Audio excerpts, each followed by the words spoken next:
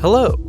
In this video, I will be giving my pure, unadulterated opinion on the Huion Kamvas with a K 22+. In previous review videos, I usually go over the setup process of the tablets, but I realized that that's absolutely useless because they come with instructions. So we're just gonna skip that and focus on the good stuff.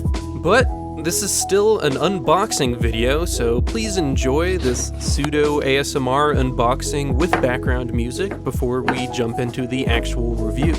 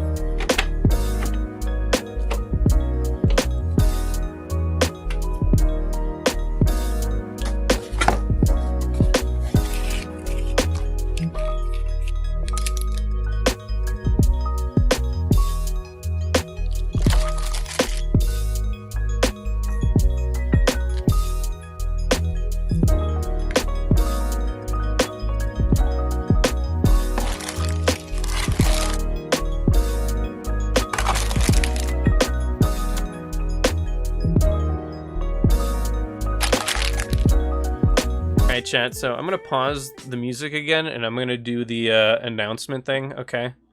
So I have words to say in the video.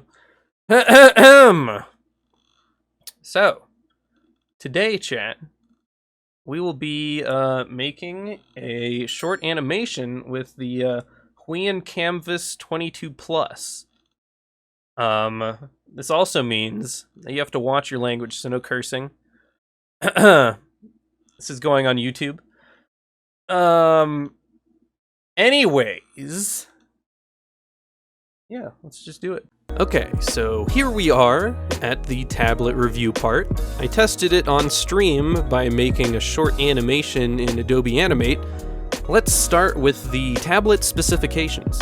It has a girthy 21.5-inch panel, which I found to be very nice, as my usual drawing tablet has a mere 13.5-inch screen. So for me to draw on something so large was a very welcome change. The resolution is 1920 by 1080, which is perfectly acceptable, but this is one of the reasons I wouldn't personally use it as my go-to tablet, because I prefer higher resolution screens for drawing. But at the same time, that is one of the main reasons it manages to be in a more affordable price range of $550, whereas higher resolution tablets are typically thousands of dollars. The panel is a very nice looking LCD screen with etched anti-glare glass.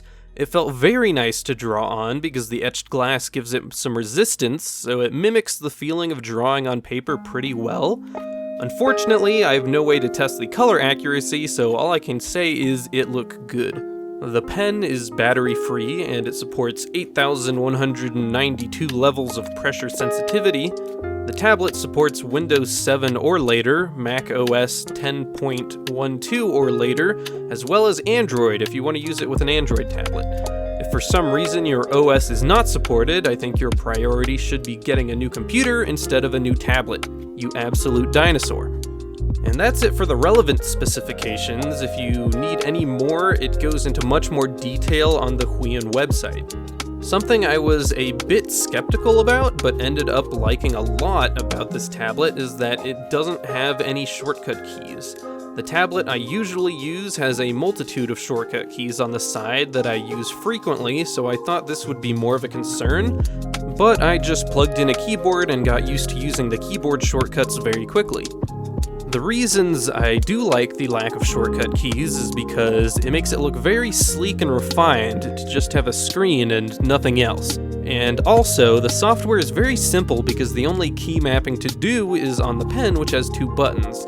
But unfortunately, no eraser on the other end, but that's not really a big deal. It's kind of just a nice addition if it does include it. The pen also has a rubber grip that is very nice to hold, so much so that it feels like it's actively fighting off any onset carpal tunnel. Not really, that was a joke. But it is a great pen.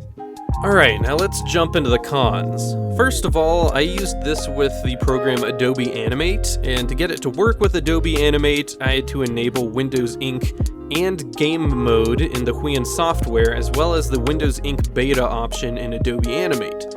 This did take a bit of troubleshooting to figure out, and I personally try to avoid using Windows Ink if I can, but that's the only way I could get it to work, or else it would make these weird blips at the start of every stroke. This manifested itself differently in the other drawing program I use, which is Paint Tool Sai, because the pressure sensitivity did not work initially. But everything worked fine after I enabled the options I mentioned before. Secondly, the pen had some trouble doing some small interface things, which is the best way I can describe it. What I mainly encountered with Adobe Animate is that it was either very difficult or impossible to drag the effective region of the onion skin, which you can see here. Alright, so I'm just going to turn on onion skin. My god. Okay, this is the only annoying thing I've found out about this pen so far, is it doesn't like to move these things right here for some reason. Yeah, why isn't this moving all of a sudden? This'll move. Please, onion skin? I got it to move before.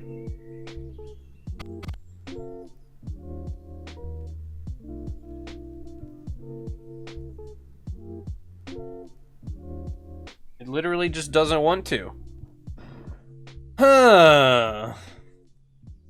This isn't a deal breaker at all and is very specific to Adobe Animate, but I obviously can't test every art program, so it's hard to say if there will be similar problems depending on what software you use. The last and probably the most annoying thing I encountered is that my keyboard would be partially disabled if the pen was active. I say partially disabled because it would only stop me from typing characters. For example, if I were to change the canvas size or manually set the magnifier. 60. Wait. They're not working again. I don't understand. Wait, is it because my... Maybe it's because my cursor was on the screen? Oh my god, is that it? Oh, that's totally a Huion problem. Bro, I think it's because my cursor, like, I was keeping my mouse floating on the screen that it wouldn't work. Which is not something I've had a problem with before.